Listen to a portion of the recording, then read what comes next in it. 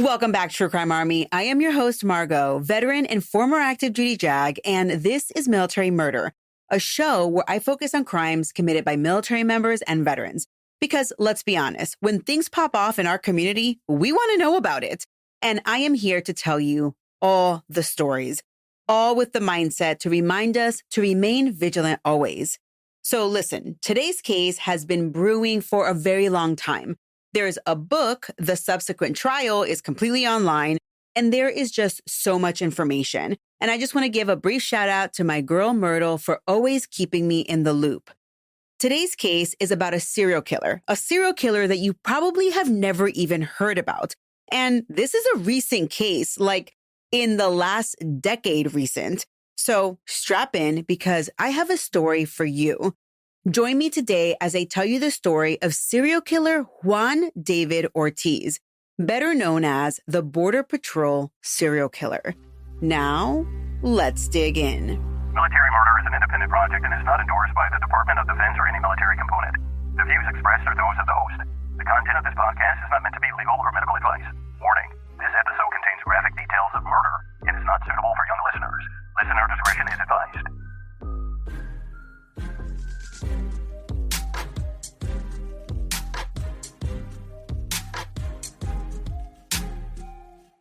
Just after noon on Monday, September 3rd, 2018, a man inspecting ranches for sale near Laredo, Texas, spotted something in the tall grass along a gravel road. As he pulled over in his vehicle, it became clear it wasn't something that he saw. It was someone, a woman, motionless. The body was laying face down, her feet still touching the edge of the gravel road. She wore black shorts, a green tank top, and black socks, no shoes. The man who found her immediately called 911, and soon a deputy from the Webb County Sheriff's Office arrived. The woman had been shot 3 times, once in the jaw, once in the neck, and once through the wrist.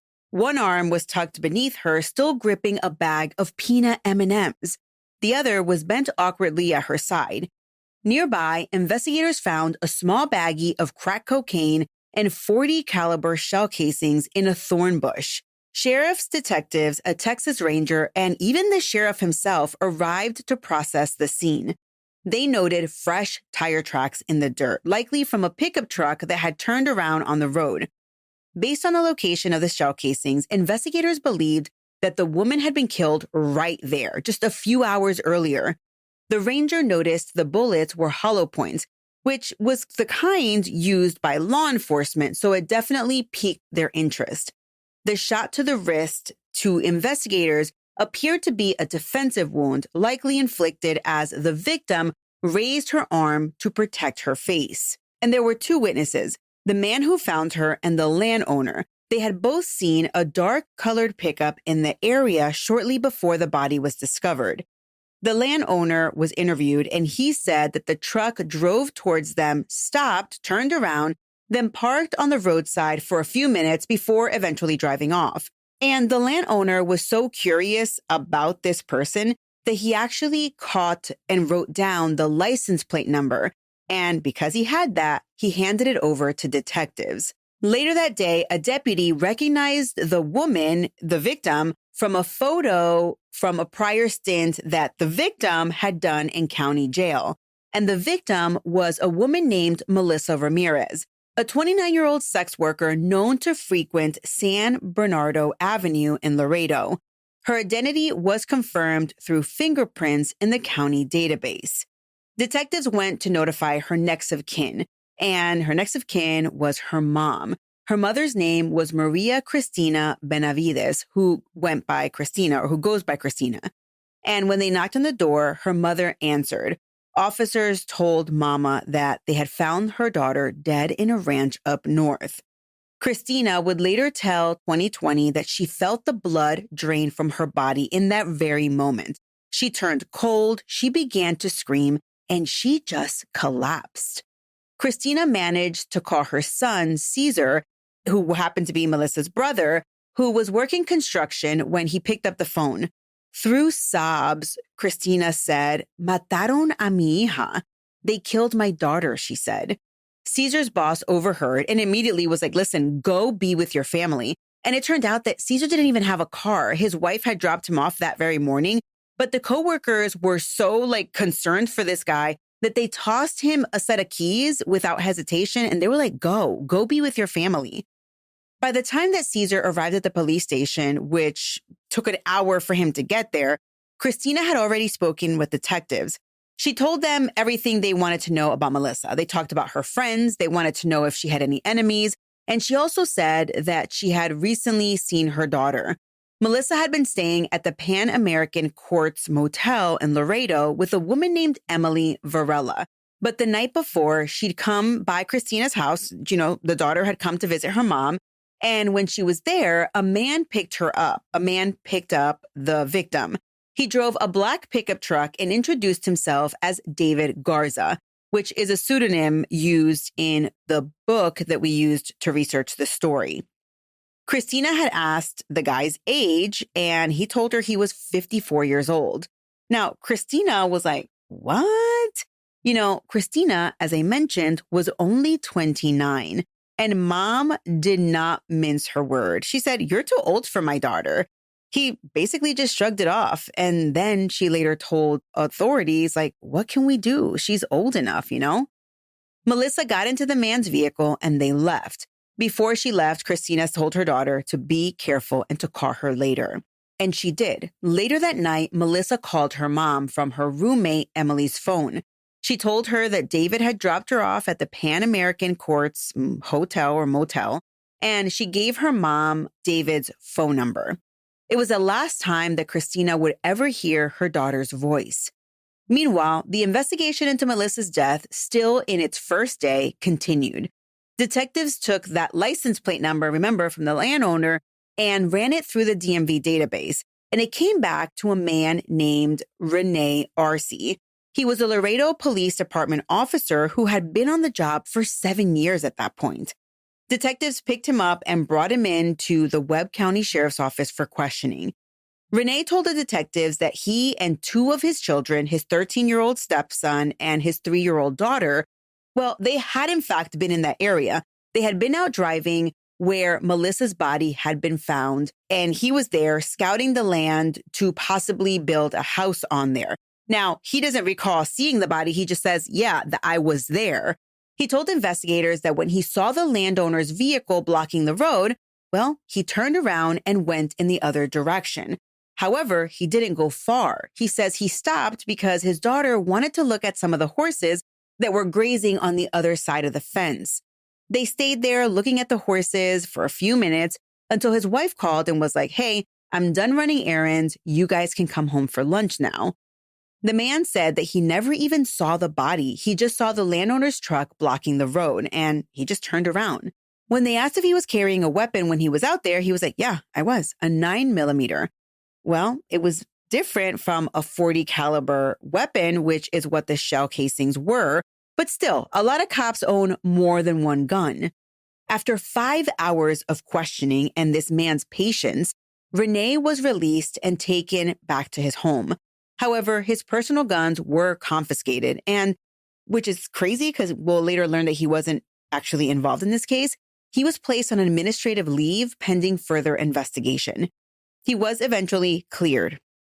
Detectives next turned their attention to David Garza, who had picked Melissa up the night before she was murdered. Remember, the 54-year-old guy who picked her up. So they also discovered that he owned a gun similar to the one used to kill Melissa. David was brought in for questioning, and he was fully cooperative. They learned that he was one of Melissa's regulars, remember, because she was a sex worker, and he drove a black pickup truck, not a white one. He provided his cell phone to authorities, which they used to basically track his location during the time that Melissa would have been murdered. And that data gave him an alibi, showing that he was nowhere near where she was killed. And because of that, and because of his cooperation, he was cleared. Some of Melissa's other regular clients were also investigated, but none of the men were viable suspects in this particular case. Meanwhile, Melissa's friends who frequented San Bernardino Avenue, they learned of her murder. Now, one of her closest friends, Claudine Luera, was particularly shaken up by Melissa's murder. Claudine was like a big sister to Melissa and told the manager of a motel she frequented, "That could have been me." The motel manager pleaded with Claudine to get off the street. "I don't want to open the paper and see you there someday." But despite this warning, Claudine assured her that nothing was going to happen to her. Claudine then called her daughter Sierra and told her to send a taxi for her because she wanted to go visit her daughter. When Claudine arrived at her daughter's house, Sierra could tell that her mom was really frightened. Claudine didn't stay with Sierra very long, but she stayed in touch with her daughter, right? She called Sierra on September 11th and texted with her after, telling her how much she loved her and how much she adored her. She said, "Love you more than infinity and beyond."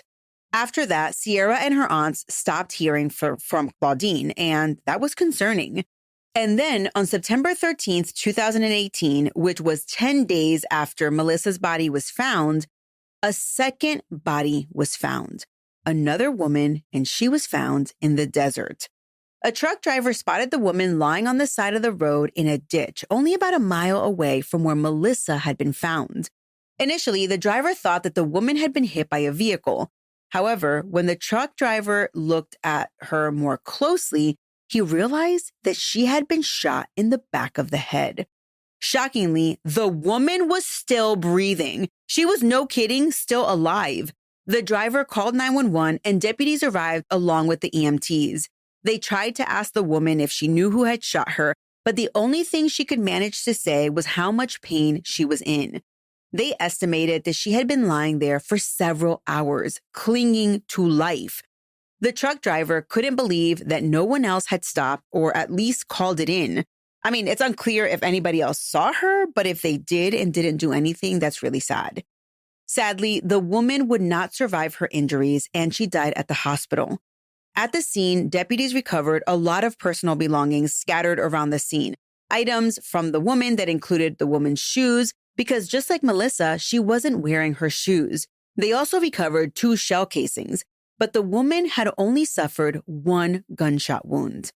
Detectives surmised that she was probably on the run and whoever shot her had missed once and then shot again, hitting the woman. They also found personal belongings and a name.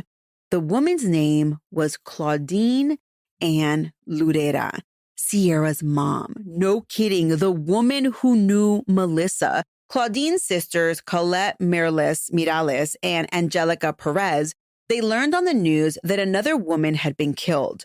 Word on the street was that it was, in fact, Claudine. Colette called her friend that she knew who was an investigator because she's trying to get information about her sister, right? And she gave them all of Claudine's physical attributes like scars, tattoos, and she was just hoping to get some sort of information about the woman who had been shot on the side of the road. However, her friend couldn't give her any information. Instead, Colette learned that the case was in the hands of the Texas Rangers. Colette then called the coroner's office next, but they didn't want to release any information. Colette had Claudine's children who were going to be home from school soon, and she had to be able to tell them something. Like, I need to let them know, like, what's wrong or what is going on with their mom. Whoever she spoke to must have felt some sort of sympathy for Colette, and finally they relented, telling her that she could confirm that the deceased victim was in fact Claudine. Colette was devastated, but she had to pull herself together to tell Sierra.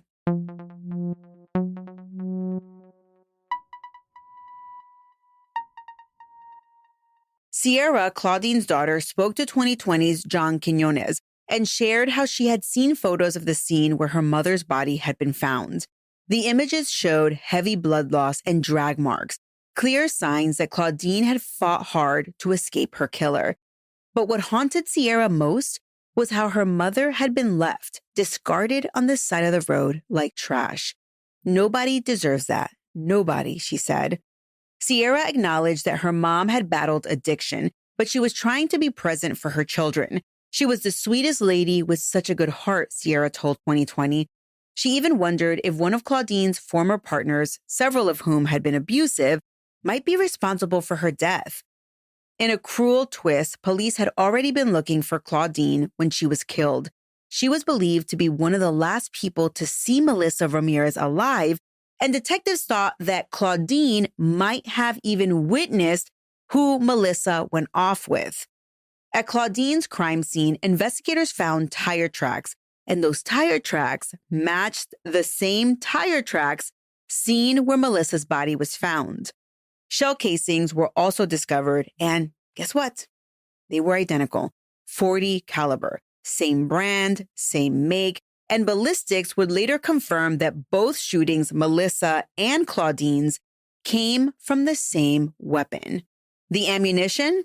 Well, they discovered it was manufactured by Federal, a brand commonly issued to law enforcement. And .40 caliber handguns? Well, they were standard service weapons for both local and federal agencies at the time. The case took, then, a dramatic turn the following day, September 14th, 2018. A 26-year-old sex worker named Erica Pena was picked up on San Bernardo Avenue by a familiar client. She knew him only as David. He drove her to his house, and now she didn't know much about this guy, but she knew that he had served in the military. At some point, their conversation shifted from whatever it was that they were talking about to Melissa Ramirez's murder. Remember, she is her first victim. As she was talking to this guy, the guy, David, grew extremely anxious. Then he grew agitated.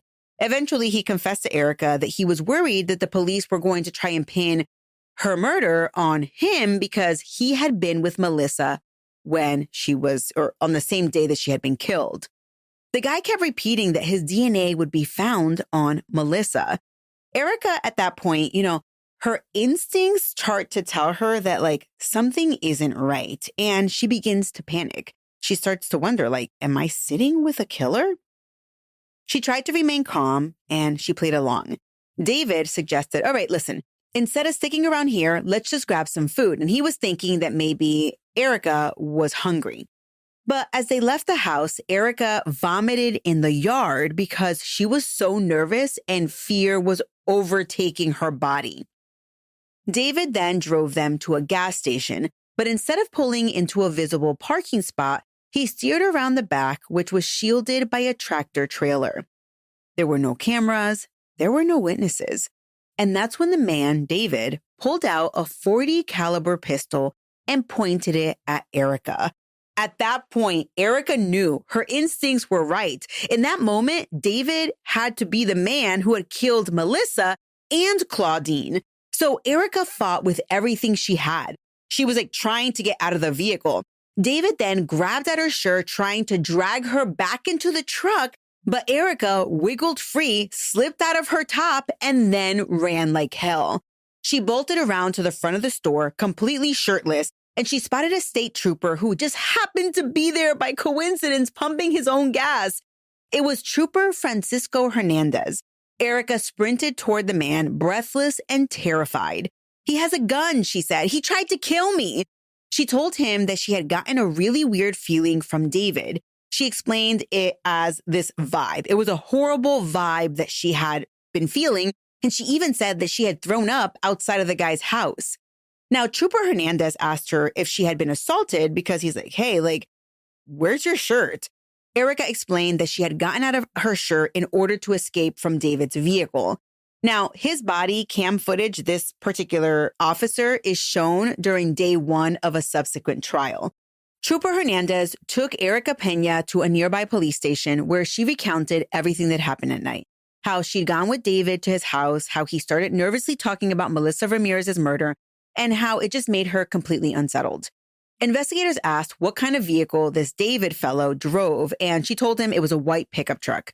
When they asked if he worked in the oil fields, she shrugged. She's like, I really don't know much about this guy.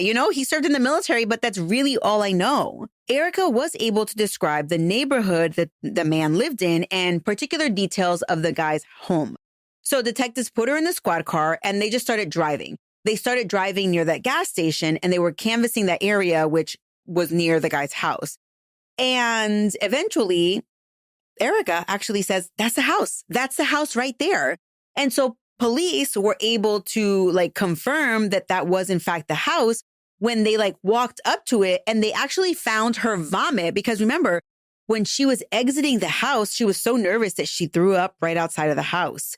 So police secured a search warrant for that house. They didn't even know who it belonged to, but they secured a search warrant.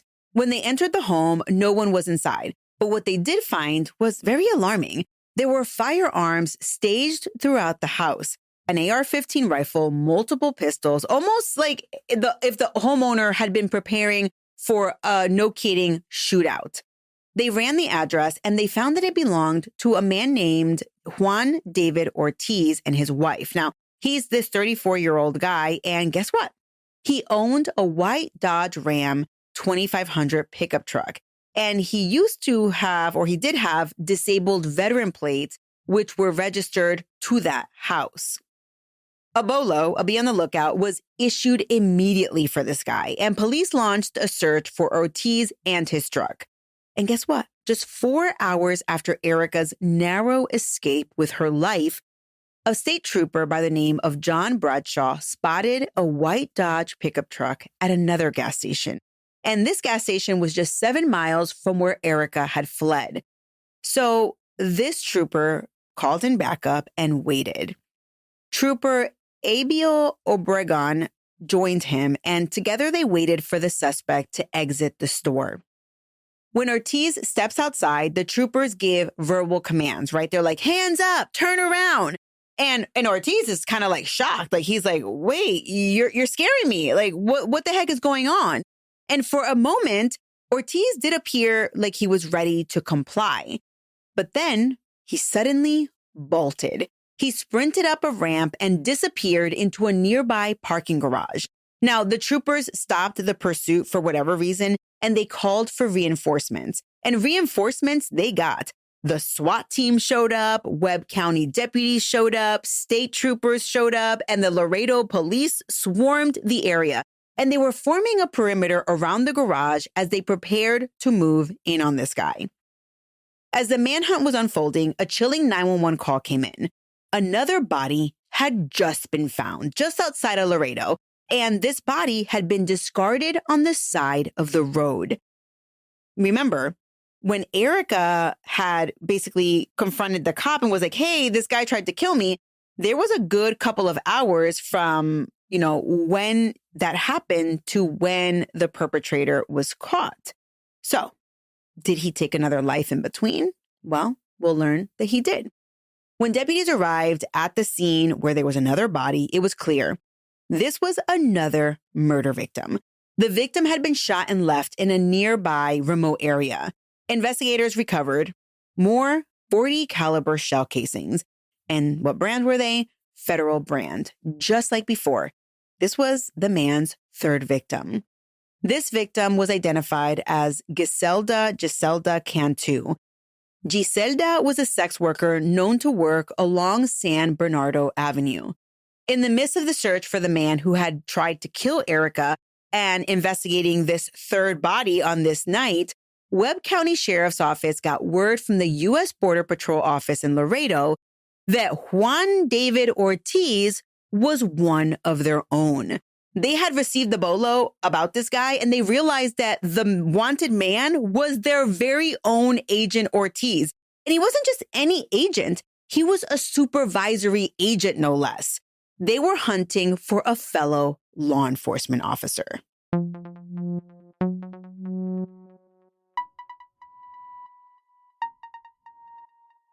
Back at the parking garage, Ortiz, who was now on the run, found a hiding place in the bed of a pickup truck parked on the top floor. It was the 4th floor.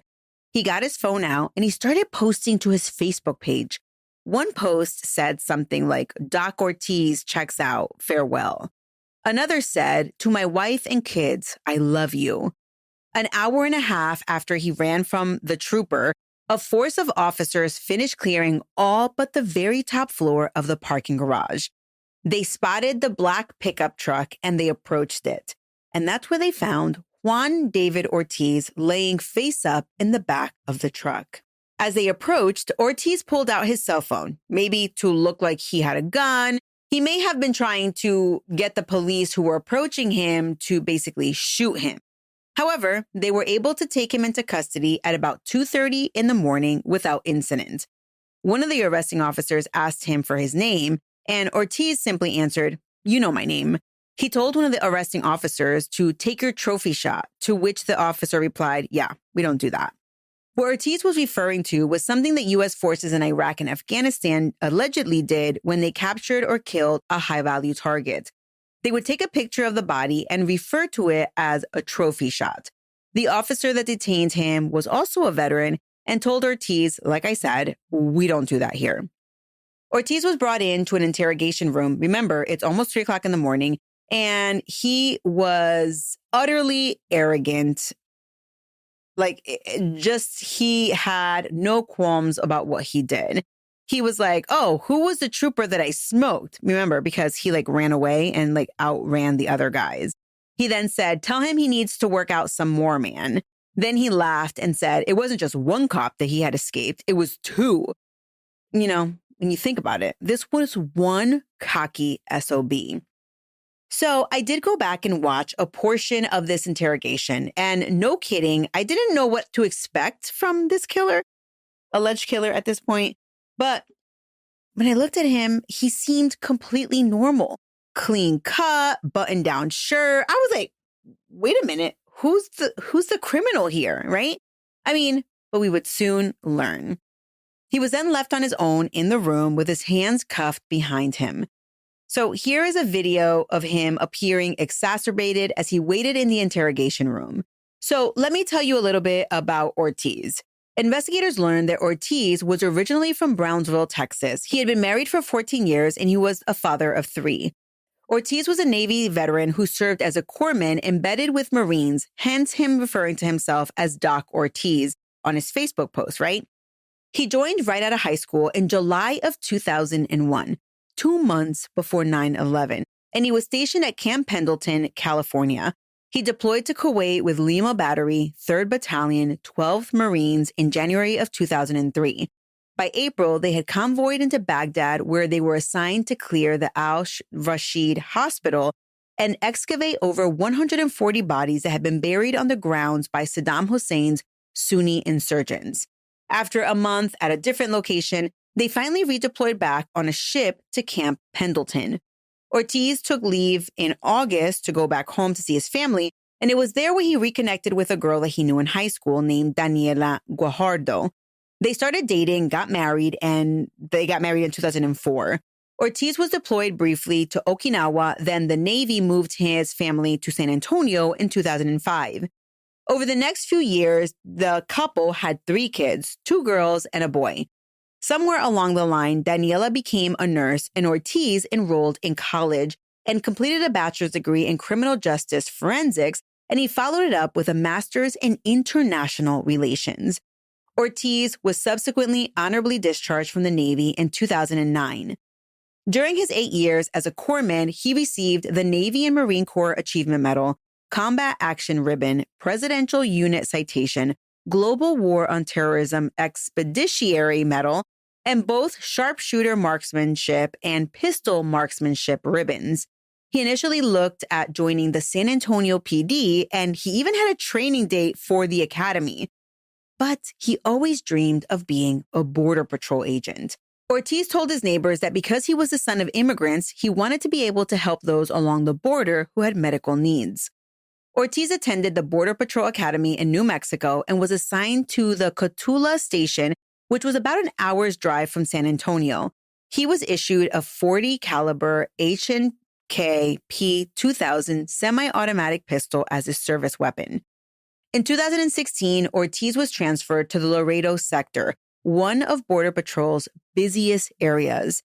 They bought a house, the couple bought a house in Laredo, and Daniela got a job as a nurse in a local hospital. By 2017, David was assigned to the Targeted Enforcement Unit, which are specially trained agents that raid and break up smuggling rings. In 2018, Ortiz received a promotion to supervisory agent and started working in the Intel Center in a North Laredo Border Patrol building. Now, around this time, Ortiz began to have these migraine headaches.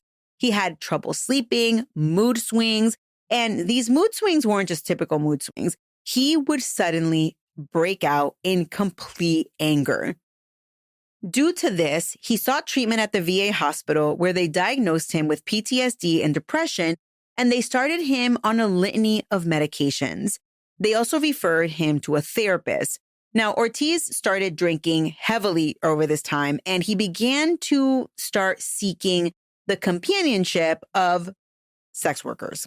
And the sex workers he visited were on San Bernardo Avenue. So the interview, his initial interview, lasted 8 hours. During this time, Ortiz told investigators that his wife was driving back from San Antonio with his kids. He also told them all the different weapons that he had at his house, which they already knew. During the 8-hour-long interview, Captain Fred Calderon and Texas Ranger E.J. Salinas, they questioned Ortiz. Ranger Salinas read Ortiz his Miranda rights, but when they offered him the paperwork for him to sign, Ortiz basically was like, nah, nah, nah, nah, nah, nah, nah, nah, nah, nah, nah. He waved his hand and he said he didn't need to sign, but he continued to answer questions. While he refused to give authorities his name, he did tell investigators his wife's name and gave a vehicle description and told them, like I said, that she had been driving back from San Antonio with his kids. Then Ortiz listed off all the weapons inside his house, which was a lot. He talked about his job, how he moved to Laredo for a promotion, and how he started going to the VA because of his drinking. Then he listed off all of the specialists that he had seen at the VA, in addition to all the medications that he had taken and how he was calm and relaxed after taking the meds, but that they made him feel a certain way. Ortiz denied knowing who Erica was when asked. Remember, she's a survivor. But what he didn't know was that Erica was in the same building giving a detailed description of his truck, what she left inside of it. By the way, she left her purse.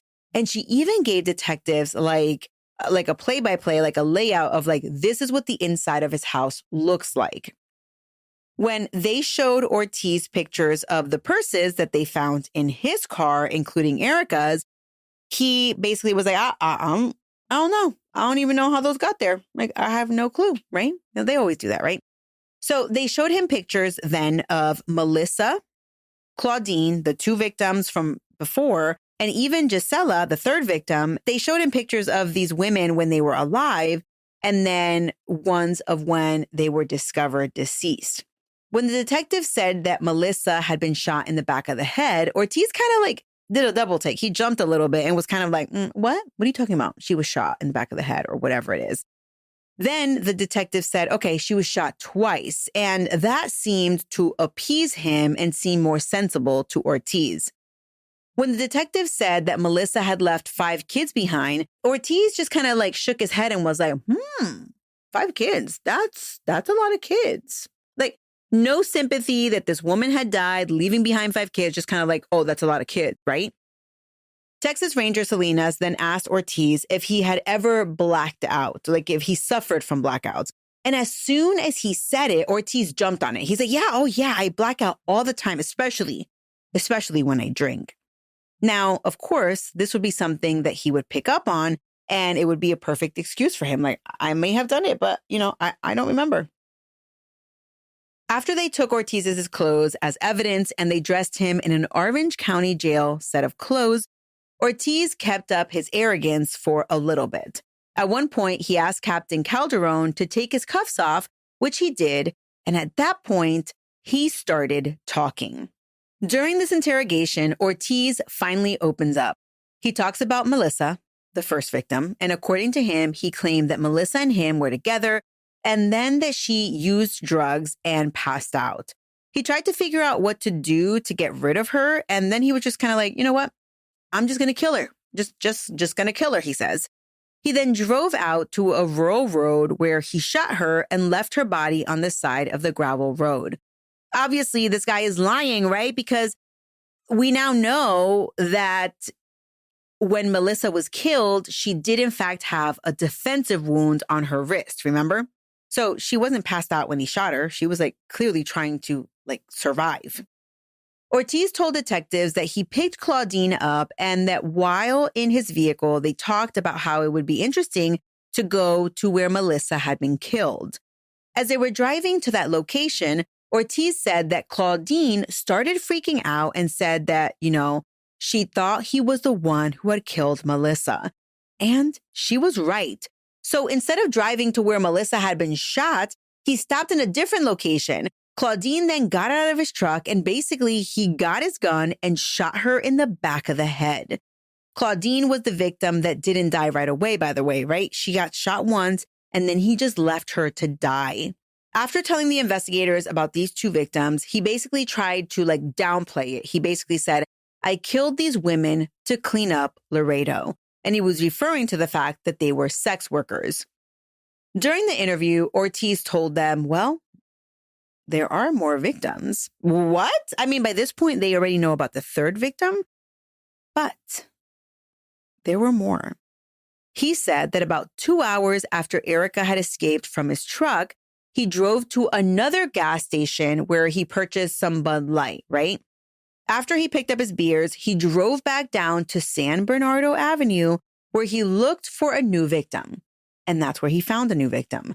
Janelle Ortiz, a 28-year-old transgender woman who got into his car.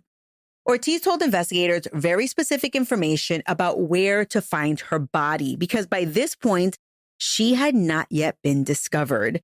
They followed his instructions and they located Janelle's remains. After killing Janelle, Ortiz said that he went back to San Bernardo and picked up 34-year-old Guiselda Shelly Hernandez Cantu. He drove with Shelly to the outskirts of Laredo where he had taken his other victims and he parked under the overpass. In that moment, as he has Shelly in the car, he decided that he was going to let her go. He decided, I've done enough killing. I've killed 3. I'm not going to kill another one. So he ordered her out of the truck. He wanted her to relay a message, though. At that point, he says that he admitted to Shelly that he was the killer on the news that everyone was searching for, but that now he wanted to just end his life. He was going to take his life. He wanted her to go and pass on a message. But according to Ortiz, instead of Shelly running away, she actually walked back to Ortiz's truck and she told him that what he needs is God and that God can forgive him for whatever it is that he's done. You killed 1 person, God forgives. You killed 2 people, God forgives. You killed 3 people, God forgives. But Ortiz told authorities he didn't want to hear about God. So he then pointed his gun at Shelly and told her to leave, walk away. And when she didn't, he shot her 3 times.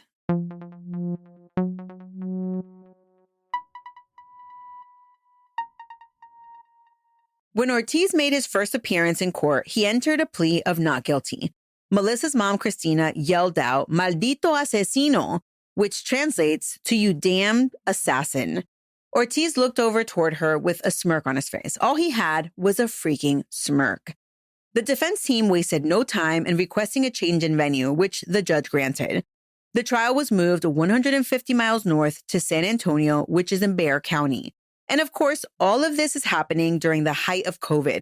So the trial was delayed, and then it was delayed again, and then it was delayed again, and then it was delayed again. And finally, it made the docket in November of 2022.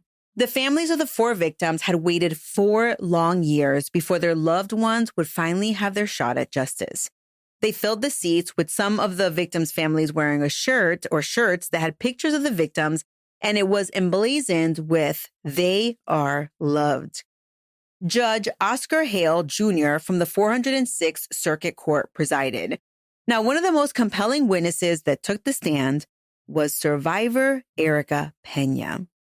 She bravely testified about her addiction to cocaine and heroin and how she had turned to working the streets to support her habit.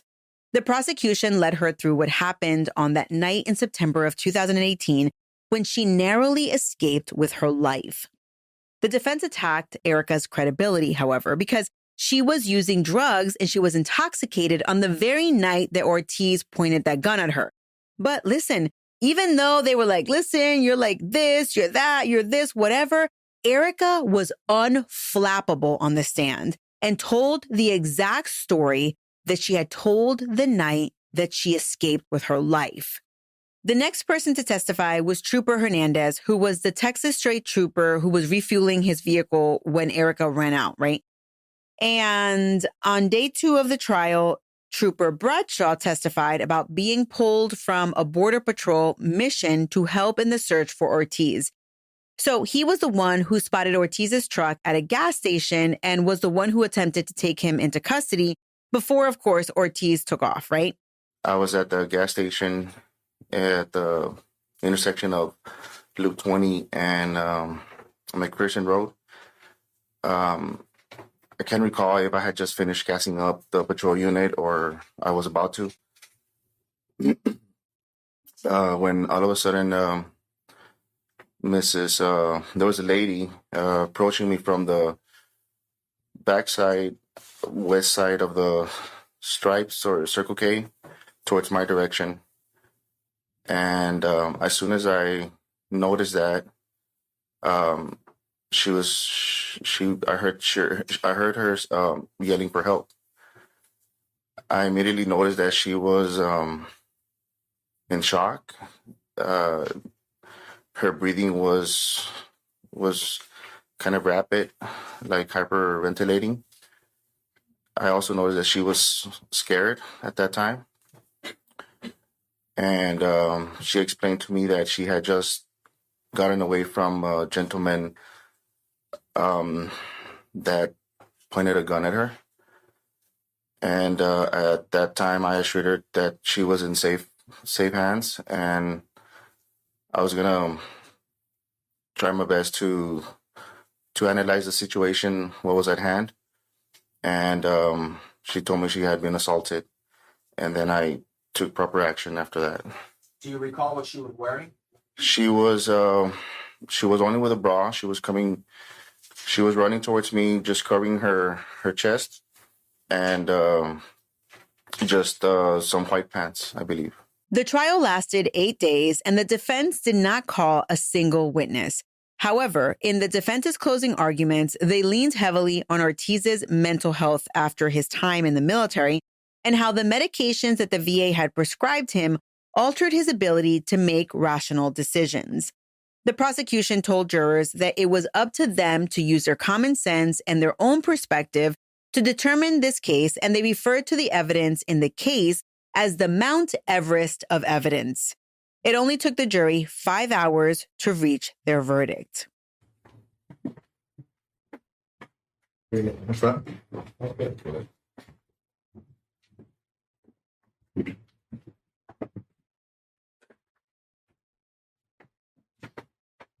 Verdict form. We, the jury, find the defendant, Juan David Ortiz, guilty of the offense of capital murder as charged in the indictment and as instructed in the charge. Signed by the presiding jury. This is your verdict, Chris.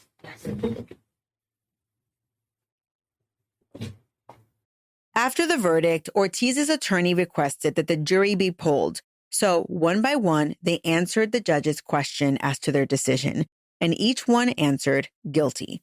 Guilty, guilty, guilty, guilty, guilty.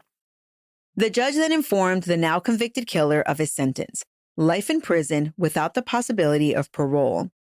Ortiz's August 2024 appeal was unsuccessful. The verdict and the sentence were affirmed.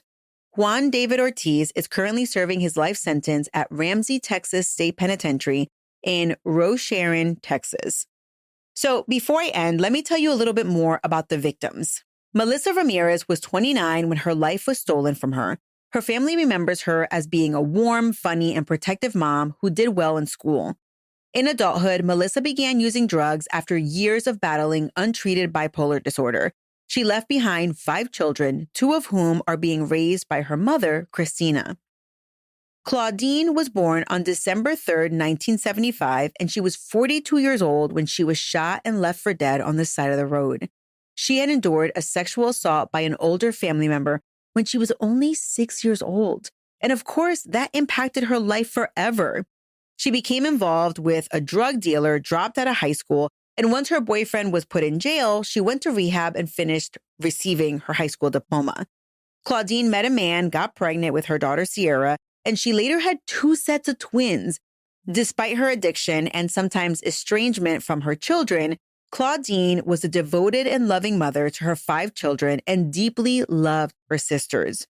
As of July of 2024, her daughter Sierra has become a mother to a little girl, and she works as an intel analyst for the Webb County Sheriff's Office, which is the same agency that investigated her mother's murder. Shelley was 35 years old at the time of her death. Shelley didn't have an easy life. In a tragic twist of fate, Shelley's mother, Sarah, was murdered when Shelley was only 2 years old. At age 15, Shelley had a daughter who she named after her mother, Sarah. Shelley's daughter, Sarah, was placed in foster care after Shelley's addiction took over her life. Shelley had 3 other children as well who were also placed in foster care or adopted by her family members. Shelley was in and out of jail for several years, each time vowing to stay off heroin and reconnect with her children. Sadly, heroin pulled her back each and every time. Janelle Ortiz was born on April 25, 1990 in Laredo. She was diagnosed as bipolar and had depression in 7th grade. She was medicated, but she stopped taking her meds and instead turned to street drugs before she had even turned 15 years old. Janelle was born male, but began transitioning to female her freshman year in high school. She struggled with drug use and turned to sex work as a means to support her drug habit. She eventually dropped out of high school. Her life brutally ended by the time she was 28 years old. Despite her struggles, Janelle was loved by many and left behind a brother and sister. With all 4 of these victims, we have to remember that they were not totally defined by their addiction and how they earned money. They were human beings who didn't deserve to be murdered and left like trash on the side of the road.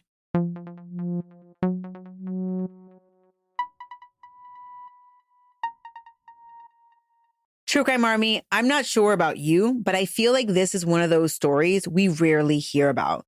Maybe it's because of the victim's line of work, but there you have it. It's a story that has to be told. This is just an overall terrifying story. And if you go back and think about it, he committed 4 murders within like 12 days. And the last 3 happened like in the span of like 48 hours. Now, this is terrifying. It's a terrifying story. And I just want to say shout out to Myrtle for researching and writing this episode for me. My sources for this episode include a book by Rick Jervis titled The Devil Behind the Badge, an appellate document from the 8th District of Texas, and an episode of 2020 titled The One That Got Out. There's also 8 days of trial footage from ABC affiliate KSAT 12 and video footage on the Law and Crime YouTube network. And we also found information on the Texas State Inmate Finder. All right, True Crime Army, if you want to support the show and listen to over 50 bonus episodes, be sure to check out patreon.com/militarymurder, where for $5, you get every single episode since the beginning of time, which is now close to 6 years, ad-free 50 or more bonus episodes, and you get to show me some love. Military Murder is a Mama Margot production. The music was created by Ty-Ops. Until next time, remember, you never really know what someone is capable of, so remain vigilant always. You have a fabulous week, and I'll keep digging to bring you another military murder story next time.